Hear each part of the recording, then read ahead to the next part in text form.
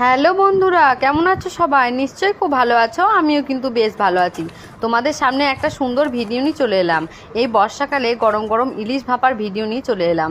তো আমরা কি কি দিয়ে ইলিশ ভাপা করেছি তোমাদের সঙ্গে একটু শেয়ার করি। প্রথমে আমরা মিক্সির মধ্যে মেটে নিয়েছিলাম কালো সর্ষে, সাদা সর্ষে। তারপর একটু টক দই, কাজু পেস্ট করে দিয়ে দিলাম ওর মধ্যে, খেতে আরও যেন টেস্টি হয় সেজন্য। তার মধ্যে দিয়ে দিলাম একটু লবণ, একটু হলুদ, এবং যেটা মাস্ট দিতেই হবে, আর তোমরা তো জানো ভালো করে, সেটা সর্ষের তেল। ভালো করে একটু মাখিয়ে নেবো। সব জিনিসগুলো মিক্স করে নেওয়ার পর একটা টিফিন বক্সে দিয়ে দেবো মশলাটা, আর একটু মশলা তুলে রাখবো, যেটা ওই নুন হলুদ মাখানো মাছ তার মধ্যে দিয়ে ভালো করে মেখে নেবো। তাহলে মাখাটা খুব সুন্দর হয়, জানো তো। তো তোমরা যদি না জানো, এরকম করে আমি দেখাইছি, এটা শিখে নাও। তো তারপর মাছগুলো সুন্দর করে সাজিয়ে নেবো।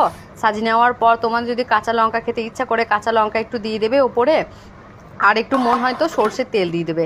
ব্যাস, টিফিন বক্সটা দিয়ে তারপর তোমরা স্টিমে বসে